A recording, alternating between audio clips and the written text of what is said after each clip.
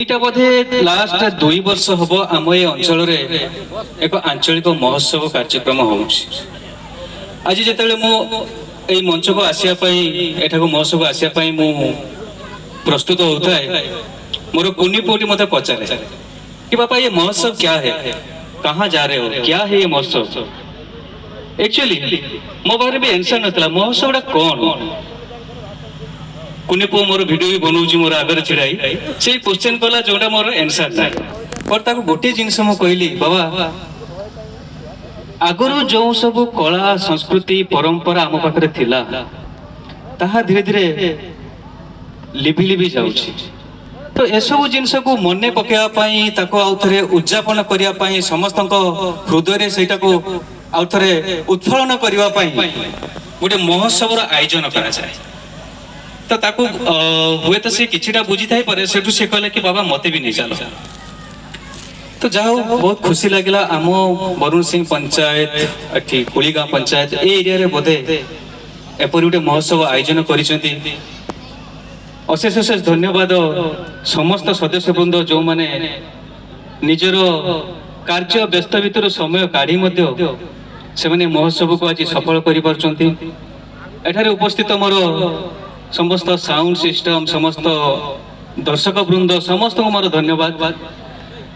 बेसी किछि कहबी नहीं कारण हमर गोविंद भाई भी उपस्थित अछंती तांको पाखरे समय बहुत कम।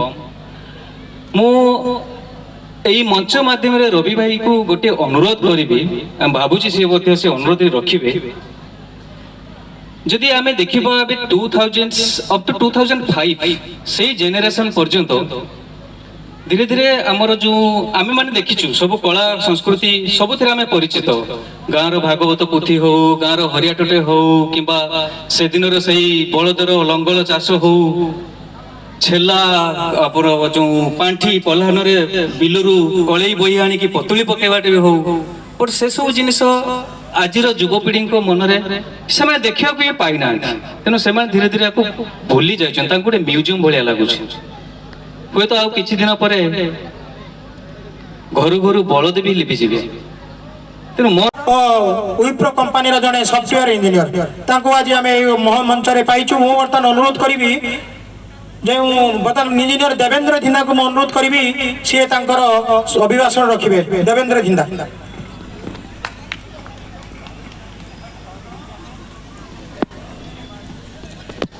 धन्यवाद रवि भाई।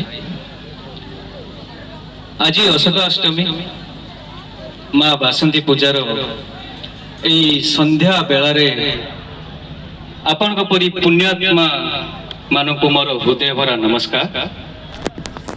मलय संध्यार ए सतीर्थ अतिथि वृंद विशाल भूखंडर ये रसाल अभिव्यक्त यही महोत्सव जहाँ एक आमर आंचलिक महोत्सव आम अंचलर कला साहित्य संस्कृति माटी मार वंदना को मन पकाइवाई साहाଯ୍ୟର हाथ बढ़ेथिबा ए आंचलिक महोत्सवर समस्त सदस्य वृंद मंचासीन प्रिय गोविंद भाई और शोभना भाई।